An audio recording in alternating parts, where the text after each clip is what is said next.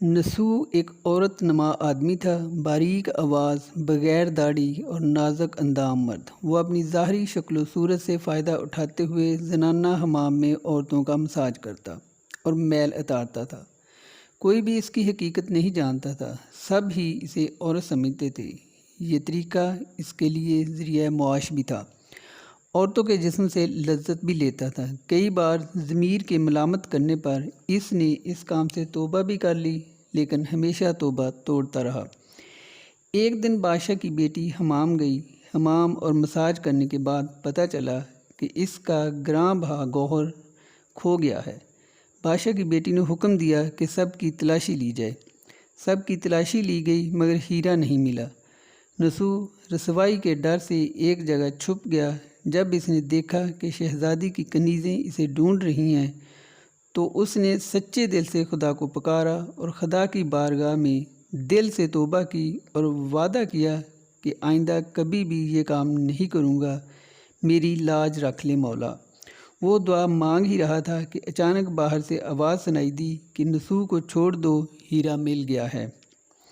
نسو نم آنکھوں سے شہزادی سے رخصت لے کر گھر آ گیا۔ نسو نے قدرت کا کرشمہ دیکھ لیا تھا اور ہمیشہ ہمیشہ کے لیے اس کام سے توبہ کر لی۔ کئی دنوں سے حمام نہ جانے پر ایک دن شہزادی نے بلاوا بھیجا کہ حمام آ کر میرا مساج کرے، لیکن نسو نے بہانہ بنایا کہ میرے ہاتھ میں درد ہے، میں مساج نہیں کر سکتا ہوں۔ نسو نے دیکھا کہ اب اس شہر میں رہنا اس کے لیے مناسب نہیں ہے۔ سب ہی عورتیں اس کو چاہتی ہیں اور اس کے ہاتھ سے مساج لینا پسند کرتی ہیں۔ جتنا بھی غلط طریقے سے مال کمایا تھا سب غریبوں میں بانٹ دیا اور شہر سے نکل کر کئی میل دور ایک پہاڑی پر ڈیرا ڈال کر اللہ کی عبادت میں مشغول ہو گیا۔ ایک دن اس کی نظر ایک بھینس پر پڑی جو اس کے قریب گھاس چر رہی تھی۔ اس نے سوچا کہ یہ کسی چرواہے سے بھاگ کر یہاں آ گئی ہے، جب تک اس کا مالک نہ آ جائے تب تک میں اس کی دیکھ بھال کر لیتا ہوں۔ لہٰذا اس کی دیکھ بھال کرنے لگا۔ کچھ دن بعد ایک تجارتی قافلہ راستہ بھول کر ادھر آ گیا جو سارے پیاس کی شدت سے نڈھال تھے۔ انہوں نے نسو سے پانی مانگا۔ نسو نے سب کو بھینس کا دودھ پلایا اور سب کو سیراب کر دیا۔ قافلے والوں نے نسو سے شہر جانے کا راستہ پوچھا۔ نسو نے ان کو آسان اور نزدیک شہر جانے کا راستہ بتایا۔ نسو کے اخلاق سے متاثر ہو کر تاجروں نے جاتے ہوئے اسے بہت سارا مال بطور تحفہ دیا۔ نسو نے ان پیسوں سے وہاں کنواں کھدوایا۔ آہستہ آہستہ وہاں لوگ بسنے لگے، یہ عمارتیں بننے لگیں۔ وہاں کے لوگ نسو کو بڑی عزت اور احترام کی نگاہ سے دیکھتے تھے۔ رفتہ رفتہ نسو کی نیکی کے چرچے بادشاہ تک جا پہنچے۔ بادشاہ کے دل میں نسو سے ملنے کا اشتیاق پیدا ہوا۔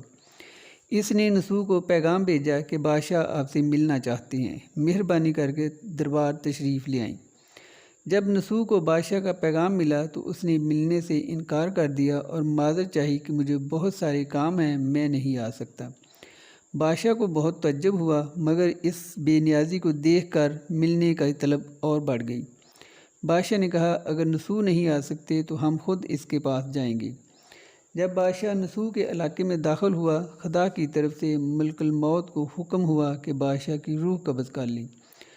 چنانچہ بادشاہ بطور عقیدت مند نسو کو ملنے آ رہا تھا اور رعایا بھی نسو کی خوبیوں سے واقف تھی، اس لیے نسو کو بادشاہ کے تخت پر بٹھا دیا گیا۔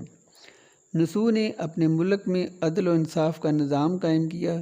وہی شہزادی جسے عورت کا بیس بدل کر ہاتھ لگاتے ہوئے بھی ڈرتا تھا، اس شہزادی نے نسو سے شادی کر لی۔